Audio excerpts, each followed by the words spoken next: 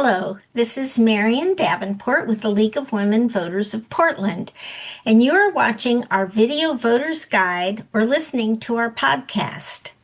We are here today to talk with candidates running in the May 19, 2026 primary election. We are grateful for the support of the Carol and Velma Sailing Foundation, the Wise Foundation, the Sarah Fruing Foundation, members of the League of Women Voters of Portland, and our media partner, Metro East Community Media. With me today is Ciatta Thompson, running for State Representative District 33. Welcome, Ms. Thompson. Thank you for having me. I appreciate it. Please tell us a little about yourself and why you're running for this office. Well, I'm a working class candidate. I've got over 20 years experience in the travel industry. I currently now work downtown. I have now for the last 5 years. And things weren't great when I first started in 2021. I got to see the full measure of Measure 110 and the effect that it was having on the downtown core. So a couple of years ago, I ran for city council in 2024 and did pretty well there for first timer. And then now I realized that a lot of the shenanigans starts at the top. So I just want to bring common sense to the people of Northwest Portland, downtown Portland, and the rest of the district in District 33. Do you support the elimination or modification of the Oregon kicker? Why or why not? I do not support changing the kicker at this time. Oregonian, the kicker exists to return excess funds revenue to taxpayers. So before considering any changes, I would need to see that Oregon government agencies get the thorough audit from top to bottom. I do not support, I should say, taking any more money from already struggling businesses and working class folks until we can tell and see in a real way that Salem has their financial house in order. And so for me, that is a non-starter for the moment. What changes, if any, would you support in the state to address the issue of climate change? And please explain. Sure. I think Oregon should focus on practical, measurable environmental solutions that improve both our environment and quality of life. That starts with better land and forest management to reduce wildlife risk, stronger cleanup and waste mitigation efforts in our communities, waterways, and to ensure we have the infrastructure to support growing energy demands without driving up costs. So we also need to address environmental impacts of the unmanaged homelessness by prioritizing housing and sanitation and public health solutions that keep our neighborhoods and our streets and natural ways clean and safe. So at the same time, Oregon must also balance goals as well with economic reality. That means being thoughtful about high energy use developments like data centers and ensuring energy policy that makes it reliable or maintains reliability and affordability for our residents. Would you support or oppose the creation of a Citizens Independent Redistricting Commission to redraw Oregon's state legislative and congressional election districts? And please explain your answer. Sure. I'm open to supporting a Citizens Independent Redistricting Commission, provided that it is truly independent and transparent and accountable. Oregonians deserve a system where voters choose their representatives, not where it's the other way around. So any reform must include strong safeguards against political influence and ensure that fair representation for communities across the state are present.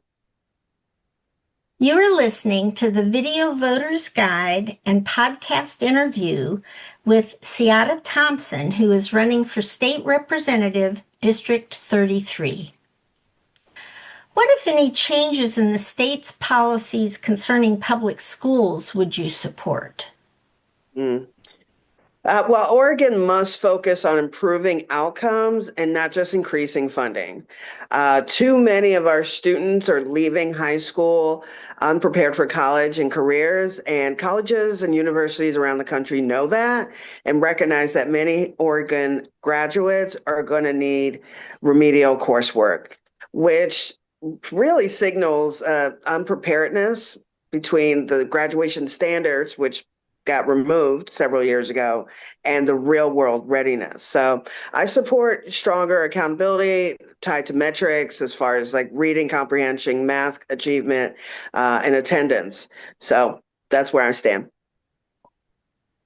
What role do you believe the state legislature should play in increasing the supply of low-income housing in Oregon? For me, the biggest thing is removing barriers and improving performance. So we know that here in Portland specifically, getting a permit can turn into a multi-year project depending on what you're doing. So some of that, of course, is going to be streamlining permitting, reforming the system development charges. The city has paused some of that, but we need to get better aligned as far as with the top-down state and local policy so that we can accelerate construction. And for me, that's just basically clear performance standards across the board, reducing vacancy timelines when it comes to the providers of low-income housing. We need to also address the accountability level. We've seen in the news lately several major providers having financial issues. So we really need to address that. If they're going to take taxpayers' money, they need to be held responsible to the taxpayers. What approaches and priorities would you use to shape the next state budget? I think we can't do really anything until we address the public safety and public health concerns that I continually hear from residents of District 34.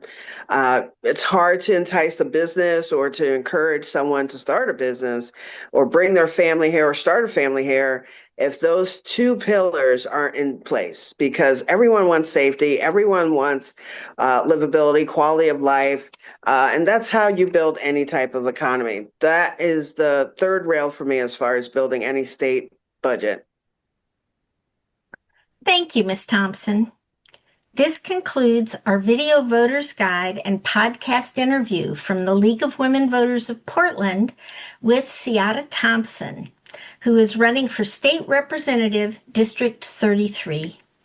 Election Day is Tuesday, May 19. To find additional election resources, including online identification of other candidates and ballot measures on which you may be able to vote, please visit the League of Women Voters of Portland's website, lwvpdx.org, and vote411.org, and then exercise your right to vote. Ballots will be mailed out starting on April 30th. For your vote to be eligible to be counted, your ballot must be received by the Multnomah County Elections Division or placed in one of the designated ballot drop boxes in Multnomah County no later than 8 p.m. on Election Day.